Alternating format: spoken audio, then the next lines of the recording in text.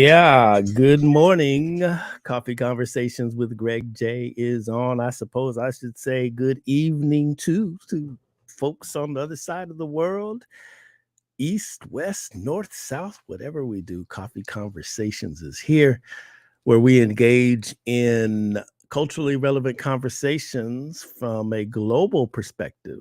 You know, that's what we do. And we could reach over into the continent of Africa, Chicago, New York, Mississippi, Los Angeles, Long Beach, where we originate. We're just everywhere. You can get us on our Facebook pages, over there on YouTube. We're trying to up our YouTube game, so please go over there and like and subscribe there. And then we're also over on LinkedIn. If you missed this live stream, don't worry, it's out there, living in those spaces. And then we also repurpose the audio, put it out there as a podcast wherever you get your favorite podcast. Yeah.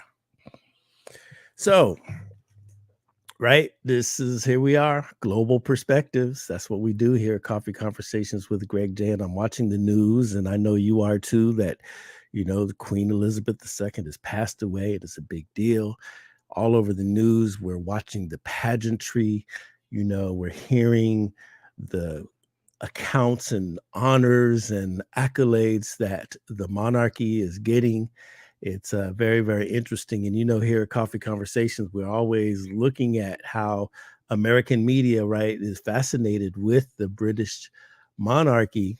And do y'all remember the one where we contrast the passing of the King of the Zulus in South Africa? And we had Dr.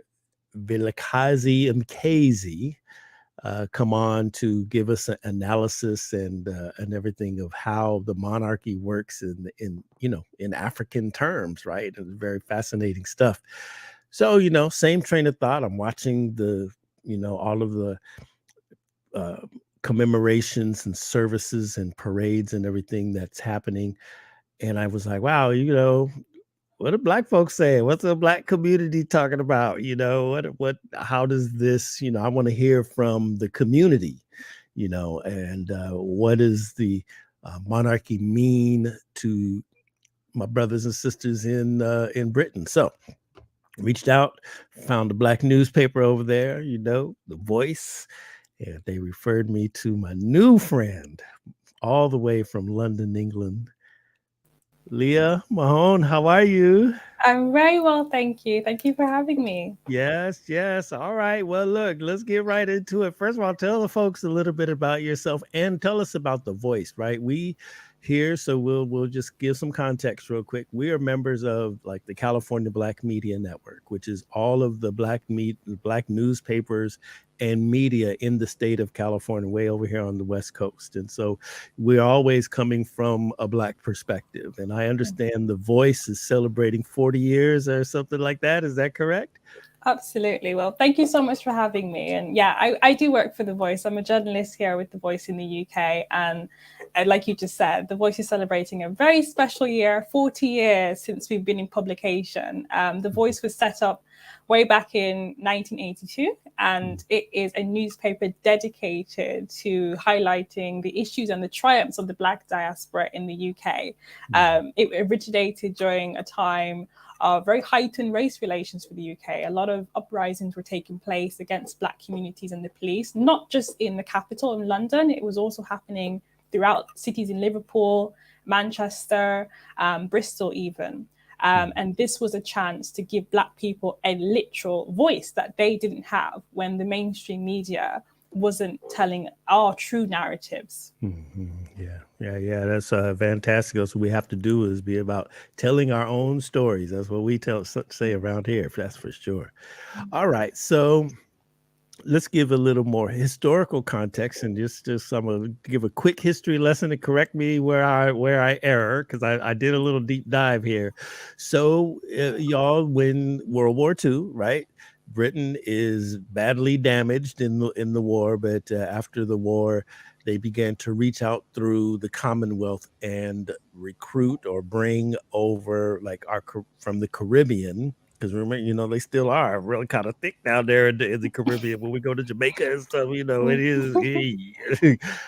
So they were bringing workers in from the Caribbean into Britain, and the more that folks began to immigrate to Great Britain, the more racial tensions began to, y'all know how it goes. You know how we always struggle. The struggle continues. So that, there it is. And so this is happening. My timeline looks like it's happening, Leah, all along the time of the reign of Queen Elizabeth. And as we have these struggles as Black people, are very similar to what you're describing, just very similar to what we deal with in America. What's the record of the monarchy towards the Black community? Well, that's a lot to unpack, certainly. Well, currently as it stands, the British monarch, who is the now King Charles III, he currently sort of is the figurehead now for 14 nations within the Commonwealth realms. And some of those nations include countries in the Caribbean. So, we have the Bahamas, which still has him as their figurehead, Jamaica as well. So the ties to sort of the monarchy go right back until sort of colonial times. The Caribbean was heavily colonized during slave times and during the British Empire, and the monarchy did obviously have roles in that. So there's the historical link for sure. Fast forward to sort of the Commonwealth of Nations, which is actually comprises of about 56 countries, but obviously in the context that we're talking Africa and the Caribbean.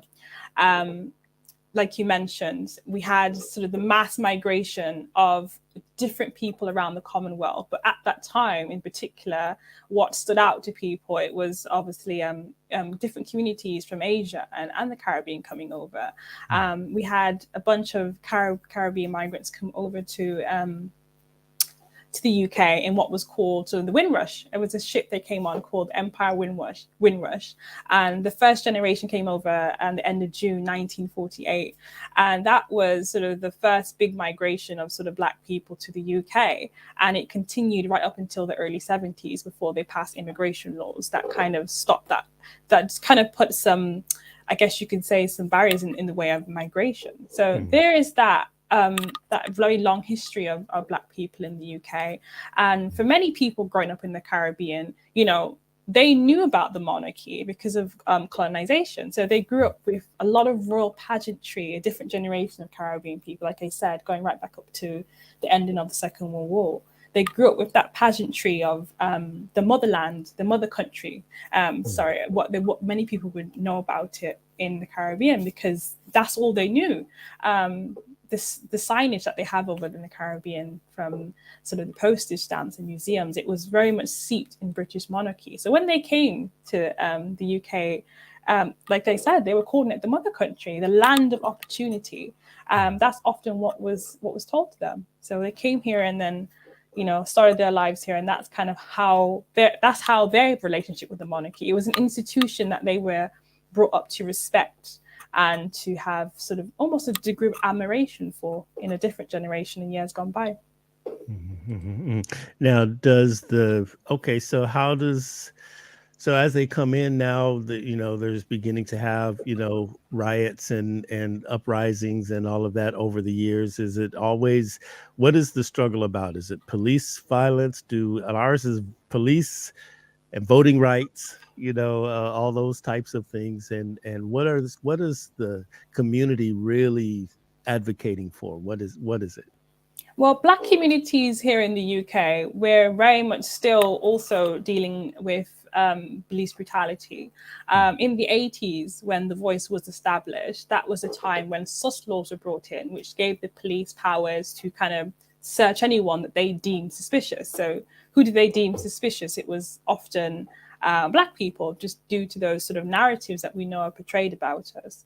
And that is often what triggered those uprising. And that's what led to The Voice being created. We saw our community sort of being targeted and downtrodden. And that gave us a space to express and tell our own narratives that weren't sort of steeped in those ideologies that had been formed about us. So the Black struggle here in the UK is very similar. There still is tension with the police, and different police brutality, deaths in police custody.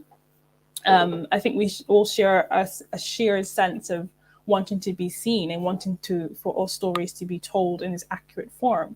And that's why papers like The Voice exist, where we can portray us in our true light, that, you know, that we're not this and we're not those negative connotations. It's a chance for us to tell our own stories. And that goes across Africa and the Caribbean, and really telling what the stories are like for, you know, growing up in Britain as well. All right, so now we're hearing all this about the monarchy and everything. Now, are folks in the hood, are they just rolling their eyes, or what are we talking about in the barber shop and in the beauty shop and at the churches and whatnot? The monarchy right now, I think it's very much split. I think a lot of people of the Black community, they're kind of indifferent, or even quite have quite negative emotions toward the monarchy. Like I said, due to the very difficult past that we have with these institutions, and others in a different generation, again, are almost quite sad, and they are in mourning as well. I think it's important to acknowledge, you know, both sides of how people feel and why they feel that way.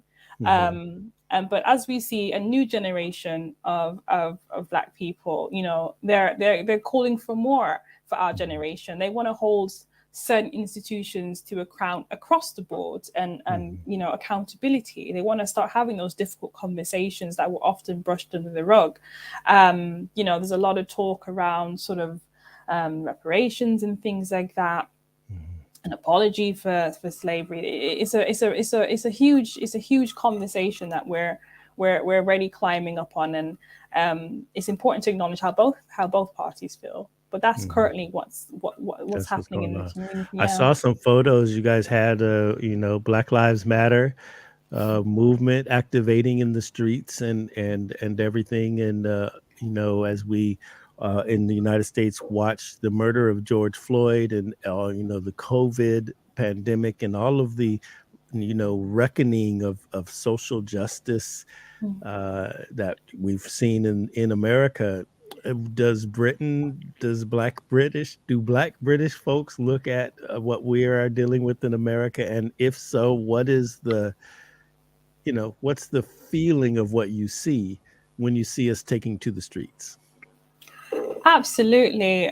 Black Britain completely stands in solidarity with whatever happens in America. I think because we see it as sort of America is where it's sort of so big to us, and they often definitely do take in consideration what's going on across the board, because they're so closely related.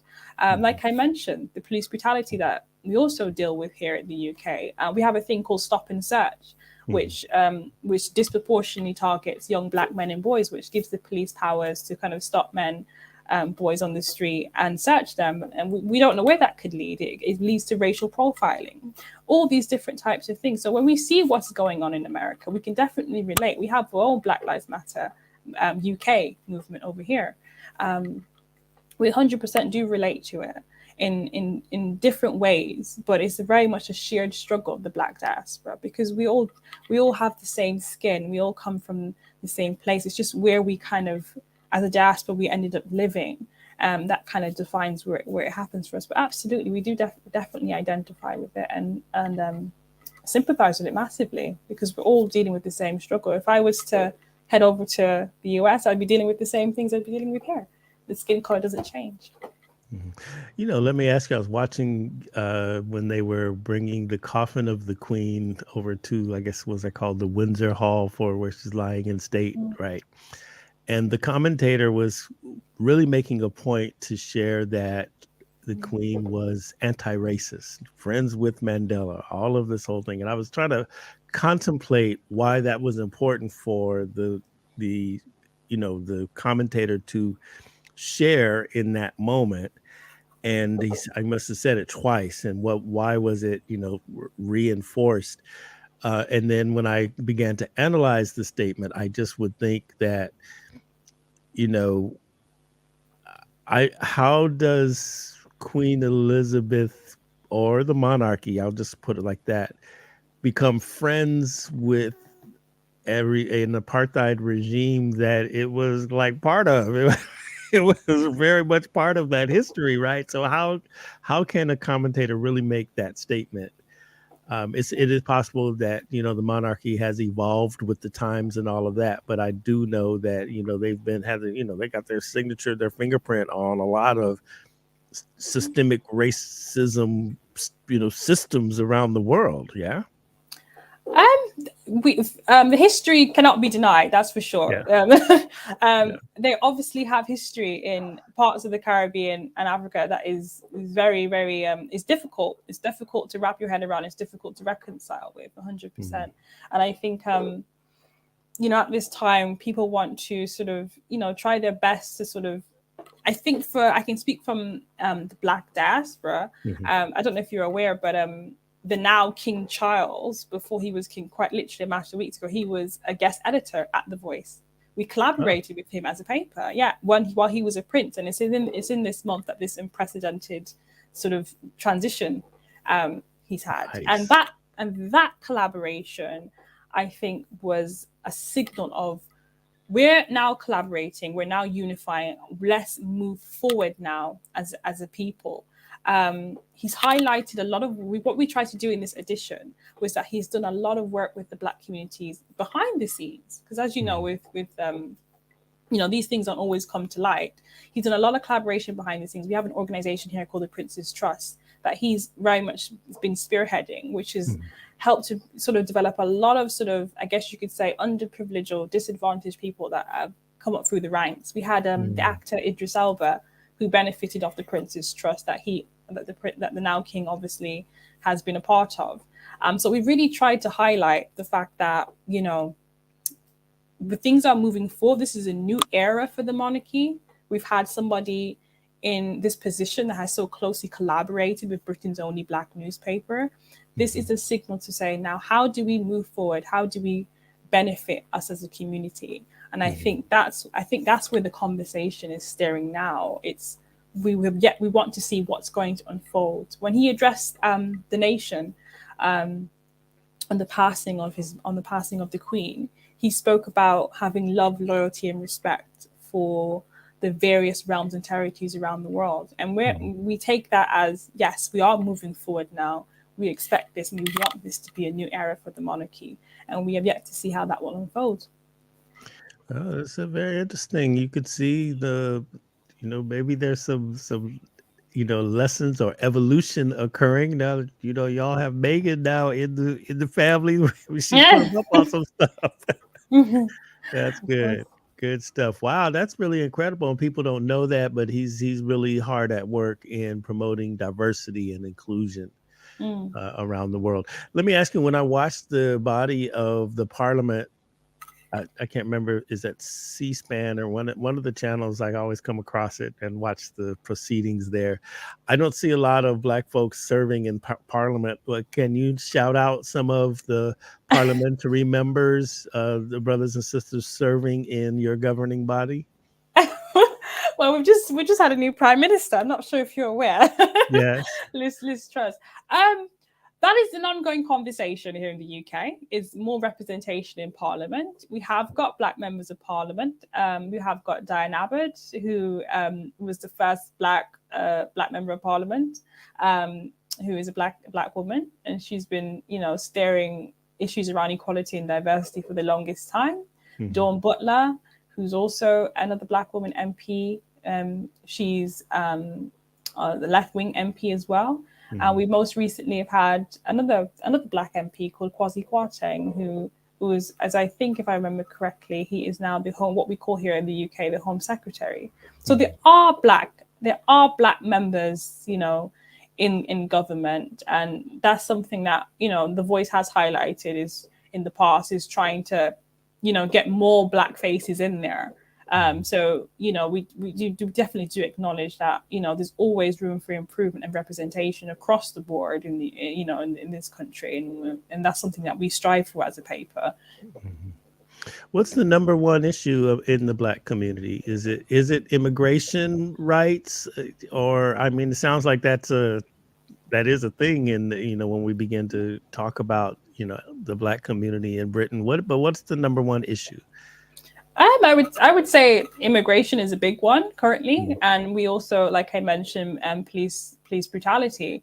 Okay. Those two are always sort of issues for us as a Black community and talking points. And um, I spoke about the generation of Caribbean migrants that first came to the UK. In recent years, we've had, things around, they were called the Windrush generation. And we had things around what we call now the Windrush scandal, where a lot of them were being sort of, sent back to the Caribbean, or Mhm. being told that they weren't illegally allowed to be illegally here. And that's something that we've covered very closely in The Voice, is those immigration laws that, weren't set up really in the favor of people that might immigrated here. And like I mentioned, police brutality.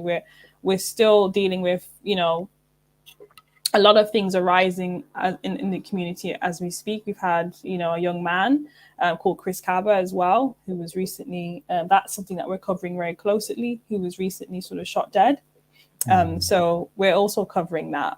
Mhm. And we're following the police investigation around that as well. So Mhm. these are very live and ongoing issues that are Mhm. affecting real people and real communities. And it's a real sort of privilege for me to be able to report on this and to hear these stories firsthand, because you see how it affects the lives of people, and Mhm. it's very real. It's very, very real. It's Mhm. just giving them quite literally a space and a voice to have them heard. And that's what we try to do as a paper, is to highlight these issues that Mhm. often get swept under the rug.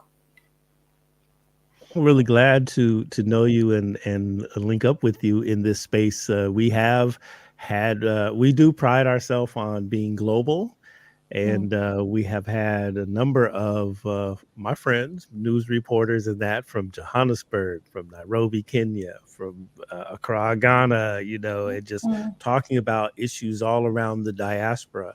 And I really do appreciate the work that you do in pushing forward Black culture, mm, from a British perspective. That's what it is. And we're all over the absolutely. world, and I'm really honored that you're here to join us, to kind of talk about what it is over in England. It's interesting that you have these generational perspectives, right? Of the whole notion of a monarchy. And while we don't have a monarchy in America, it people still seem to be so fascinated with the British monarchy. I mean, when Meghan and Harry get the wedding, right? All the sisters would like try to wear their little tea hats around, and and it was like this thing. I don't know if it was like that in Britain, but it was like this thing. You'd see people on television, your television stars and everything, really trying to dress the part of, as if they were going to go over and pretty much take over Buckingham Palace. And it's just an interesting phenomenon that Black folks embrace the notion of the British monarchy way ahead of embracing, I mean, we have monarchies all across Africa. So, you know, I mean, how did you feel when Meghan and Harry got married? Did you participate in that type of celebration? I mean, me personally, no. Okay. me personally, no. I wasn't involved in the fanfare, but I followed very closely, sort of, attitudes and opinions that were forming on that time. And I would Mhm. think, Black people here were very, very happy to see somebody like her join the royal family, because if I think for a lot of people, it was growth. It was something they'd never Mhm. seen before. And I think she was very much. Um, initially anyway, welcomed with open hands. So yeah, Meghan Markle is forever a talking point as a mixed race woman, as a Black woman, and she's been very Mhm. vocal about obviously her experiences, Her and experience, that's yeah. her experiences. And um, so yeah, it's definitely a talking point here for us, and we've been watching that unfold as things go on for sure. Is it a big deal that they're here and participating in the way in the fanfare of the funeral stuff that we're seeing. They're participating, and I mean that seems to be a focal point of the news here. Is like, how is Harry and Meghan being received? Who they're walking alongside? Is it that big of a deal also in the Black community in Britain? Um, from what I'm gauging, no, I Mhm. don't think we're kind of, you know, looking at that. Like I said, I think for a lot of Black people, it's split. Even though it's Meghan, everybody has a different view on the monarchy. That can't be Mhm. denied. You either, you know, you're either very indifferent or you're not too sure. Mhm. So even though it is Meghan, even though you know she is a representation for a lot of people, some people I don't think are very in tune with black sometimes. You know, I see. Yeah. yeah. Yeah. Yeah. Yeah. Very, very interesting. Now, you said you're Britain's only Black newspaper. Yes, Britain's only Black newspaper. Yeah. No way. Like there's not a lot. There's not a I was thinking there were more than one. No, yeah, yeah. Britain's oldest and only Black newspaper. Like I said, it's been a momentous year for us, celebrating 40 years. Mm. But we've What's the covered number one radio station for Black num. folks? I would say the big one that I'm aware of is Capital One Extra. Oh, Capital Capital One Extra Extra. Yeah, Used to be Choice FM yeah. So that one's back. quite big here in the UK for sort of Yeah. that Black culture, Black music, Black topics. Yeah, I've That's been where a lot listening of to them. I've been listening to them. I listened to King Charles' speech mm, uh, on Capital Extra, and then just just trying to hear what I'm a radio person. So mm, I worked for almost 25 years for Stevie Wonder's radio station in Los Angeles, oh, KJLH, and then I worked. When I was first getting into the industry, I worked at a what at that time we were the largest Black radio programming syndicator, mm. and it just and then I intersect a lot with different Black media news outlets. But I'm always fascinated and have had I promote this cultural exchange among journalists and broadcasters all the time. I've had South African broadcasters here in the United States, and we kind of compare notes. We talk about music, we talk about customs and traditions, and all of that, and just try to really see the common thread that we have throughout the diaspora. What is your background? Are you Afro-Caribbean, or are you like is your family Nigerian, or Yeah. what's I your am I'm Caribbean. I'm Caribbean. My dad is from Barbados and my Mhm. mom is from Trinidad and Tobago. So yes, I am Caribbean. They My dad came over. He was actually part of that generation I referred to called the Windrush. He came Mhm. over in the 60s and worked on London transport systems. And my Mhm. mom came over in the 80s. And she's just a little while after in Windrush, but we'll gloss over that. Mhm. So yeah, I'm So Caribbean.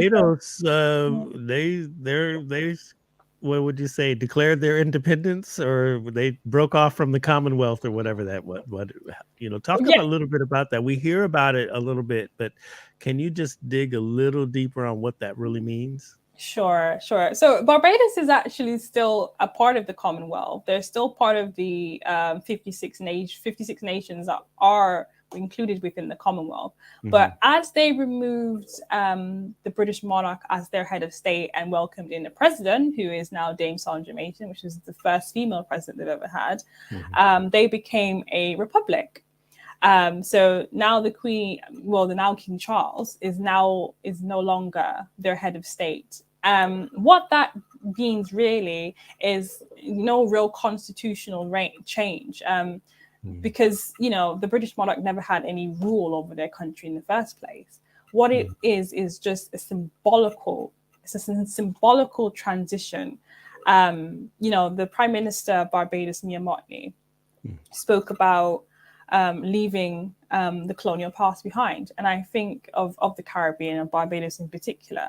And I Hmm. think that's what that move was trying to signify, that Hmm. we are now entering a new era. And it's worth noting that they haven't actually, like I mentioned, they haven't left the Commonwealth. They've just left the Commonwealth reigns, where the Hmm. British monarch is still a head of state. But they're still within the Commonwealth. And the Commonwealth, as we know, has its ties to the British monarchy.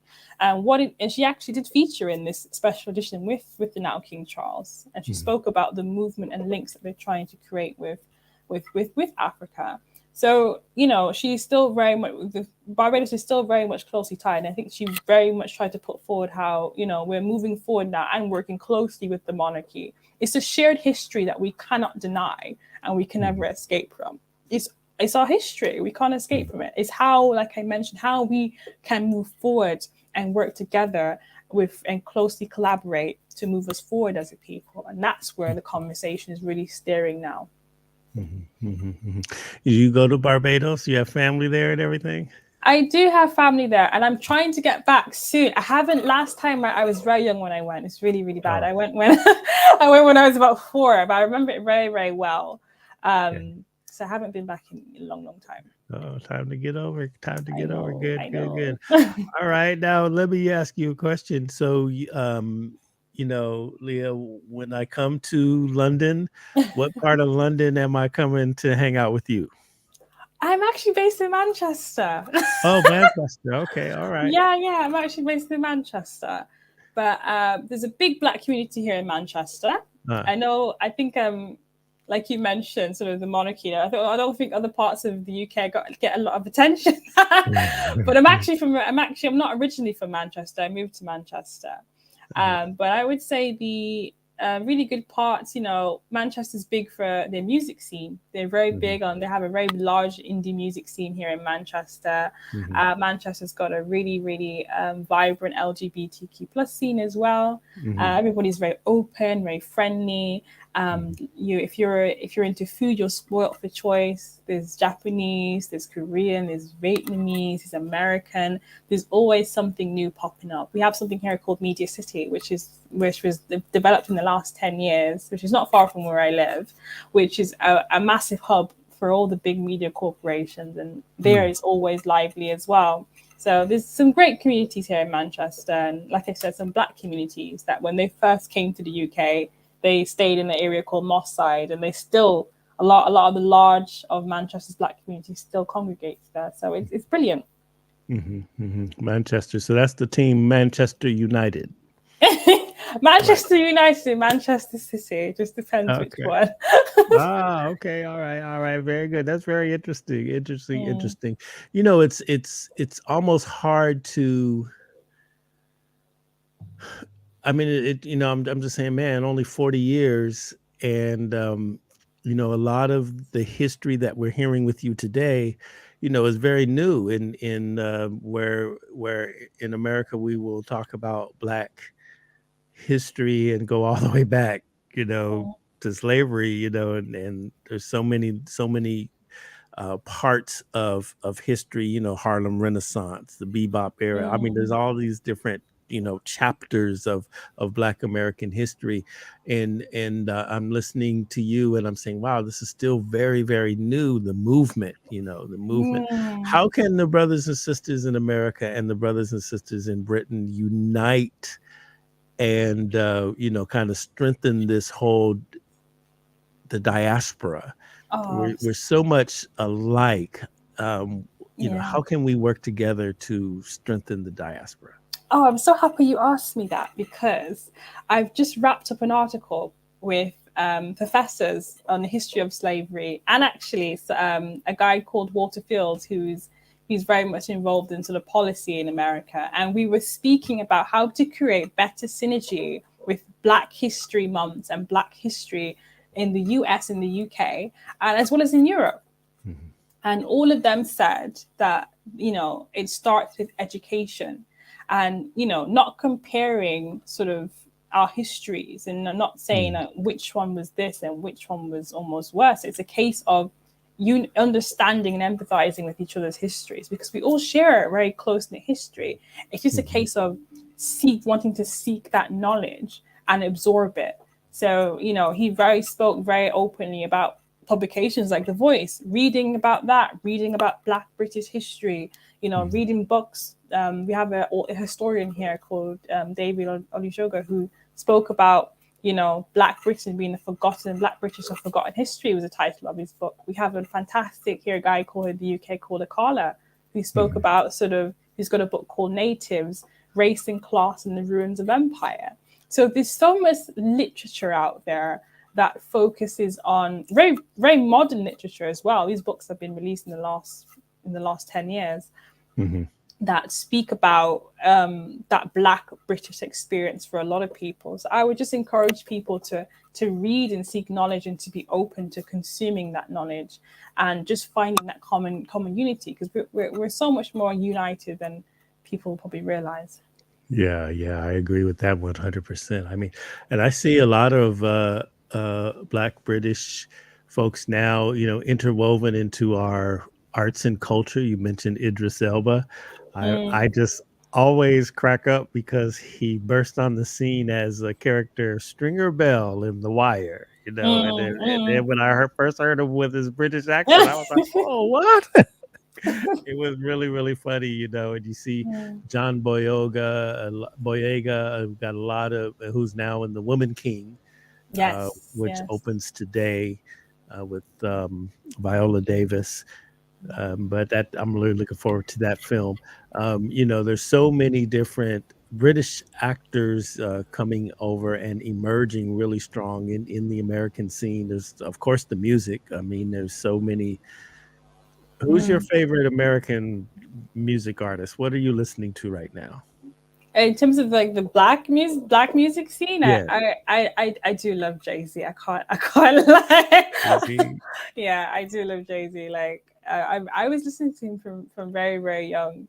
I just Mhm. resonate with his lyrics. I really That's right. do. That's right. His last Okay. album, 44. Yeah, Watch the Throne. That's my thing. That's I my like thing. Jay-Z too. I'm going Mm, back Sade. That's that mm. band right Oh, there is really, Sade. really Yeah. incredible. Is she as big in the UK as she is here? I don't hear a lot of people mentioning Sade, but I'm a different generation, so that might just be I me. understand. I understand. No, no, yeah. So, Yeah. but yeah, that might just be me. I think. Yeah. All right. Well, oh, Stormzy. You like Stormzy? I love Stormzy. Yeah, grime here, the drill scene in the UK is massive. Nice. Stormzy, you know, we have a duo here called Crepton Conan. I Mm-hmm, love mm-hmm, Crepton Conan. mm-hmm, mm-hmm, mm-hmm. One of my favorites. And what's her name? Georgia Smith? Georgia Smith, yeah, Georgia Smith Mm-hmm, is very big as well. She's really up and coming. There's lots of really, really great, black artists here in the UK across sort mm-hmm. of, the grime and drill scene, etc. It's brilliant. Now, what's the number one movie that's made in England? The number one movie. Yes. I couldn't say what the number Mm-hmm, one movie is, but I would say that we in a lot of the theaters here in the UK, they do consume a lot of sort of American film. You I know, see. Yeah. Hollywood Yeah. is kind of where we do have our own films here, of course, but when I will say that when Black Panther came out, that was a movement in itself Yes. in Yes. the UK. Absolutely. I would Yeah. say that, and obviously we've got the upcoming one coming out. So that was very, very big here in the UK when that came out. Mm-hmm, Anytime any of the Marvel films are ready to come out, a lot of the mm-hmm, UK audiences do sort of flock to that as well. But I would say maybe British TV is maybe where it's at if we're going to talk about sort of British entertainment beyond music mm-hmm, anyway. mm-hmm, Maybe I would argue it's probably British TV that was probably more. But yeah, we do consume a lot of American mm-hmm. film when it comes to film. Yeah. Now, let me ask you about the business of as a Black media outlet. I notice on your voice, the website, you really do cover. I mean, you're doing a really good job in the digital media space. Does the Voice print a physical newspaper, or is that gone? Because I know that we're struggling with it here, where a lot of newspapers have gone just digital only. I mean, that's really the way to go. But you also see that folks need a physical, Black folks need a physical paper in their hand, and Mm. so there's those challenges going back and forth on what that looks like from a business standpoint. Is the Voice printing a Yes. physical paper? Mhm. Yeah, we print monthly. So every month we work towards getting an edition out every single month. And like I said, this month was the sort of the special month with the now King Charles, where he edited over the paper. This in particular has been a really big, like you mentioned, we celebrated our 40th anniversary. So in August, we had our 40th anniversary issue. And in that issue, we really tried to highlight, you know, how the voice originated, like I mentioned, but it also originated around something here called Notting Hill Carnival, which was, you know, stems right back to the Caribbean and how we celebrated Carnival in the Caribbean that found its way to communities in London. And the voice was emerged during that time. Carnival falls on the end of each August, what we call here the bank holiday. So we really tried to highlight that in our special edition as well that's just gone. And then obviously this edition with the now King Charles has been really big for us. So we definitely do try to print, like you said, we go right back to the 80s. So we're not just catering for a younger audience like myself. There are still older audiences that love a physical copy of the paper. And I love a physical copy of the paper, to be honest. I love to hold a newspaper. So we do definitely try to cater to a range of audiences. But we also recognize that it's, like you mentioned, it's crucial to move along with online and digital. Yeah, I saw a lot of reports there of the videos and everything. Very impressive. Would love, I guess I'll have to come over there to Manchester and get my physical copy. You know, that's what I like to do when I travel. I travel all over the world, especially going into the continent of Africa or any city, even in the United States. I always like, okay, I'm gonna bring a paper. Yeah. That's very interesting. All right. Okay. So, this has been very, very interesting. I did want to gain some perspective on being Black in Britain. You know what I mean? And what all of this hubbub that we see on television, what does it mean to, in the community, in the hood? What are the people saying? What are we feeling? What's the vibe, if you will, in this time of global history, I guess. Yeah, absolutely. When you look upon the symbolisms that we're seeing across our television, are you, in the back of your mind, are you seeing this also the symbols of, of white supremacy? Okay, and so as an example, so I can't help but look at the crown that's on her coffin there, and I'm like, those diamonds come from Africa. How did you get those ill-gotten gains? I know it's not her particular reign. That's a pretty old crown, I suppose. But do you have those types of reflections when you're looking at all of the pageantry?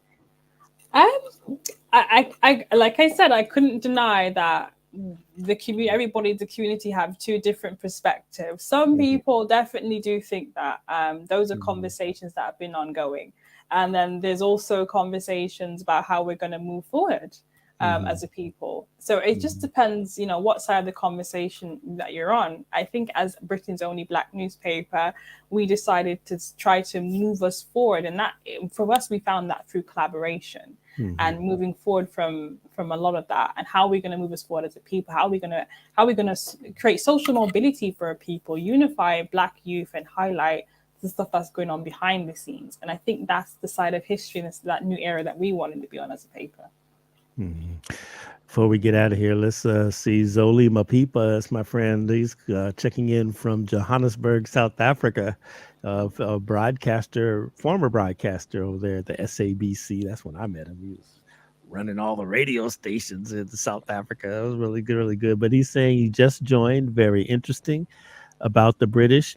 Would you both agree that there are reparations owed by the erstwhile, I'm sorry, my eyes are not, colonizers? So you get reparations, you need reparations, and slave practitioners. So are reparations due the people in Britain?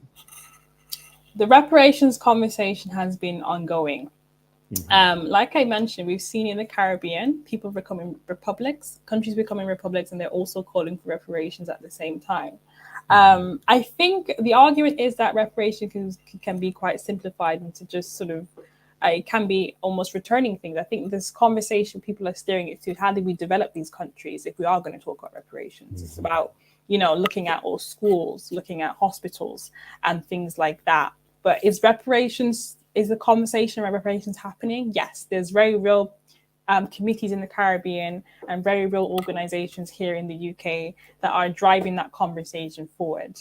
That can't be denied. And we saw the calls for reparations to be paid in terms of sort of money. But I think as well, it's a lot more than money if reparations come into it. It's about the development of a people. It's about pouring in and how we can, like I mentioned, how is that going to come? It comes through where it might not come in the form of reparations per se, but it means kind of working forward and collaborating and having those difficult conversations. That's a very vibrant conversation here as well. In California, we have the reparations task force that was set up by the state of California. They just came out with their findings, and I think it's a 500-page report on how and who should receive reparations and how should the government go about extending those, making those very educated analyses of the situation. And I think I think a lot of academics agree that that's a major step towards Yes, figuring absolutely. out what needs to happen in order to get reparations. Absolutely.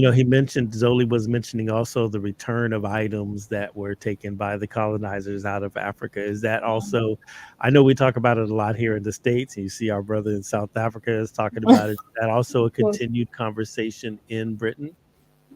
like I said, 100%. There are definitely sections of our diaspora that are calling for that, Mhm. 100%. And there's also that are calling for for investment and to investment development of countries, because a lot of people that black people like me that live in the UK, they're descendants of people from the Caribbean. Mhm. So when you see the Caribbean calling for reparations, the Bahamas just recently mentioned, the committee in the Bahamas recently mentioned, they hope this steers reparations talk in a new movement. It directly affects people here as well. Mhm. I guess I could say from an emotional point of view, we're watching very closely. Mhm. But yes, those conversations are going on. They're very difficult conversations. A lot of, I think, the very much conversation is what is actually reparations? What are we calling for? What do Mhm. we want? And I think that in itself is the conversation for a lot of people. Is like, Mhm. what do reparations actually mean? Is it going to benefit us as a people? But yes, those Yeah. are very real conversations that we're going on and has been reported widely. Nice. Nice. So I see we're in solidarity on so many touch points in the diaspora, and this is a good feeling to know, and good to meet you, Leah. I'm so glad you came through Coffee Conversations with Greg J. Yeah. Gonna have you come back again and again. Let's keep it going. It Oh, is thank really you for good to get having the me. global journalist perspectives, on what's going on with our people. Absolutely. Mhm. Thank you so much for having me. It was wonderful talking All to right. you. What's for dinner? What's for dinner? Yes. Probably a McDonald's, to be honest. McDonald's. Or Wow. maybe a Burger King. Maybe Burger King. Nice. All right, Been a y'all. You long can day. get Coffee Conversations with Greg J on our Facebook pages. Just type it in Coffee Conversations with Greg J. We're on YouTube. We're on Beach City Radio, beachcityradio.com. And LinkedIn, it's over there. And then we are repurposing the audio of this for our podcast network, wherever you get your favorite podcast. Coffee Conversations with Greg J. How do we get a hold of you, Leah? You can get me on Instagram, Mm. leah.mahan, or you can get me on Twitter, which is leahmahan_. All right, you got a deal. All right, y'all. Remember, love one another. Love one another. Love one another. Peace and blessings.